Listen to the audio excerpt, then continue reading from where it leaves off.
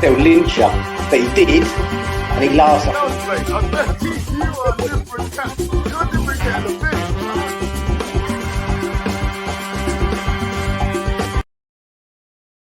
Hello, West Ham Network. It's Holly, and today we are going to be having a little chat about the Scamacca situation. If you're new around here, hit that subscribe button to make sure you're getting involved. Make sure you drop us a comment as well, because let's be honest, it's no fun if I'm just here talking to myself. So, where to begin? Gianluca Scamacca.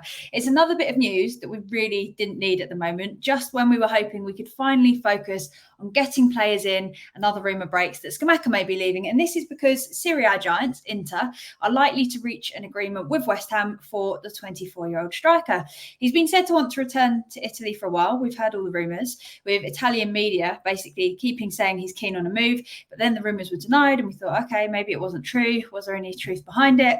However, it is now looking increasingly likely that we are actually going to see Scamacca leave to return to Italy. Originally, he was linked with a loan move to Roma, but Inter have now taken the lead in the race to sign him. So there's clearly interest in Italy for him. Sky Italia are reporting that an agreement is looking very possible, with Inter offering 22 million euros with bonuses of an additional 3 million. And this is a follow-up from their first deal of 20 million euros. So their opening offer, which we already rejected, according to TalkSport.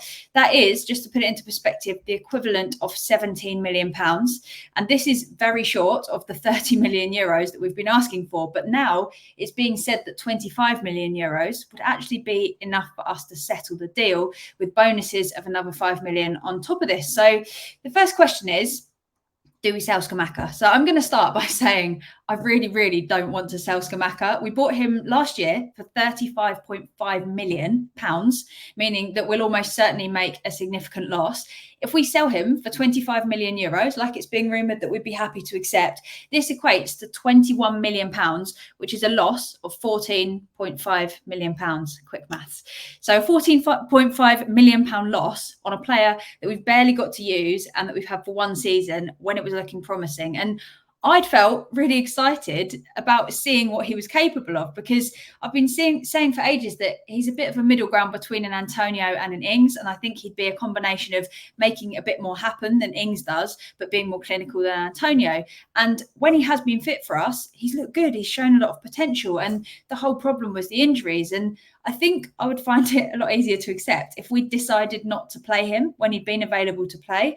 But the thing is that he's been injured basically the whole time, and just when he's basically ready to come back and looks like he's got a pre-season and a form, suddenly there's all this drama about him leaving and the rumours that he wants to go. So it's definitely frustrating. But at the same time, I think we need players now more than ever at the club who want to prove themselves and fight for their spot. And if he's happy to leave after 1 year, when he's been injured most of the time, then maybe he doesn't have the grit that we really need from a striker, especially if times get hard. Like, we know that it's easy for players to get in their heads, and we don't want someone that's just going to give up and say, oh, I just want to go elsewhere now. But I also don't want him going for a loss, because that sounds business-wise absolutely ridiculous. So looking at a loan deal, which was what the Italian clubs originally wanted to do, that makes absolutely no sense for West Ham, because we could definitely use him at the club. So there wouldn't really be any way that we could benefit from keeping him at West Ham, but not benefiting from his service at the club, unless, I don't know the situation, but if he felt like he has to return to Italy to be with his family for one season and then he could come back to England and give everything, then fine. But that doesn't really seem to be the situation, to be honest, and would be very unlikely that that would be a solution. So then this brings me to my second question, and let me know what you think in the comments. If we let him go, how much do we sell him for as a minimum? Surely we don't want to make a loss, but I don't know the situation well enough to know whether or not he'd throw his toys out of the pram if we forced him to stay at the club for another season. Meaning, in that situation, maybe it would be better to just get what we can. But I can't be the only one that's getting increasingly frustrated with players in the Premier League agreeing to long-term deals only to change their mind after a year. If I signed a 5-year contract at work and then after a year decided that I'd rather go somewhere else, I wouldn't expect the deal to be particularly favourable for me. And I would understand that they wouldn't be willing to lose, not that I'm worth this, but 10 million plus, like just because I've changed my mind. And I also would be understanding that if it took a bit of time to organise that transfer, that might just have to be the case. When you've signed into a multi-year deal, you can't just sort of turn around one season in and go, well, I've got all the power because I just won't play well, kind of thing. Not saying that is the situation with Scamacca. He might be a lot more professional than that. We don't know. But it's such a tough one because, yeah, I don't even know what to say about it, to be honest. But let us know in the comments what you would accept minimum money-wise for Scamacca. And then my final question for today, if Scamacca goes, do we bring in a replacement, or are Ings, Antonio, Mabama, Bowen and Cornet enough for us to get the goals that we need this season? Because I'd said that as long as we keep sort of, if we lost Antonio or Scamacca, we're obviously running short of proven players, if you could call Scamacca proven. So it's really difficult to know, but Mabama's looking really bright and he wants to fight for his place. And for me, that has all the makings of a great striker.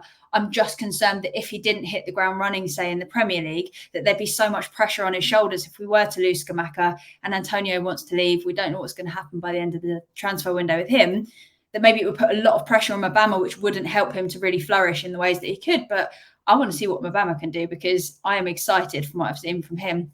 So yeah, really interested to know everyone's thoughts on the situation.